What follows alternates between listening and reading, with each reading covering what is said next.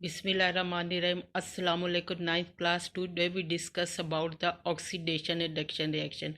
For various life processes, organism involve constant flow of energy. के जानदारों में बहुत से प्रोसेस के लिए एनर्जी जो है उसकी लगातार ज़रूरत होती है और ये एनर्जी जो है वो ट्रांसफ़र होती है और यूज़ होती है for different life purposes, for different system को चलाने के लिए, जैसा कि जिनमें सबसे अहम ग्रोथ है, मूवमेंट है, हरकत के लिए भी एनर्जी की ज़रूरत होती है, रिप्रोडक्शन के लिए एनर्जी की ज़रूरत होती है। इसी तरीके से और सिस्टम जो है उनको चलाने के लिए एनर्जी की ज़रूरत होती है। कि लाइफ के अंदर दो प्रोसेस होते हैं, oxidation and reaction, oxidation and reduction reactions, और collectively it is known as redox reaction. इन दोनों को जब कलेक्टिवली देखा जाता है तो इसको रिडॉक्स रिएक्शंस कहते हैं। Redox reactions involve exchange of electron.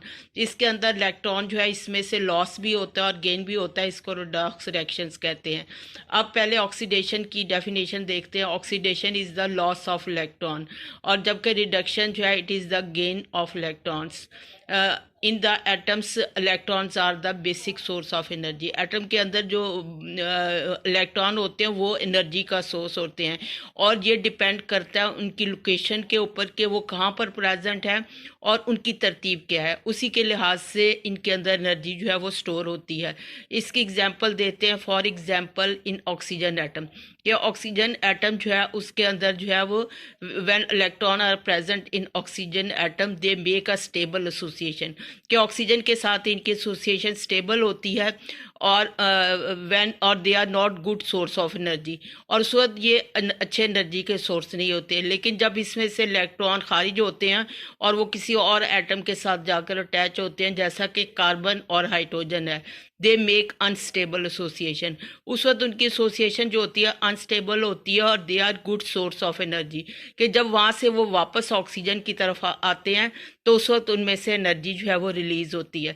Living organism जो है वो बेसिकली जो है वो involve the loss and gain of hydrogen atom. Hydrogen atom जो है वो सबसे सिंपलेस्ट एटम है, जिसमें they consist of one proton and one electron, जिसमें एक ही प्रोटॉन होता है और एक ही इलेक्ट्रॉन होता है, और उसमें न्यूट्रॉन नहीं होता।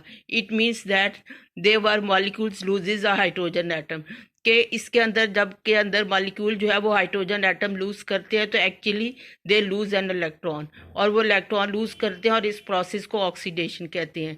और इसी तरीके से when a molecules gain hydrogen atom, के जब कोई भी मॉलिक्यूल जो है वो हाइड्रोजन एटम को गेन करता है तो it is actually gain an electron, कि बेसिकली जो है वो इलेक्ट्रॉन गेन करता है, जिसको रिडक्शन रिएक्शंस कहते हैं।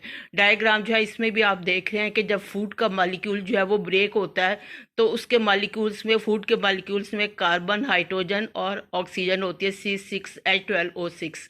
तो जब उसका मॉलिक्यूल्स के अंदर ऑक्सीडेशन का प्रोसेस होता है तो उसके अंदर फूड का मॉलिक्यूल जो है वो ब्रेक होता है, उसमें एनर्जी रिलीज होती है, कुछ तो हीट की फॉर्म में बाहर चली जाती है, रिमेनिंग जो है वो ट्रांसफ़र हो जाती है in the form of ATP.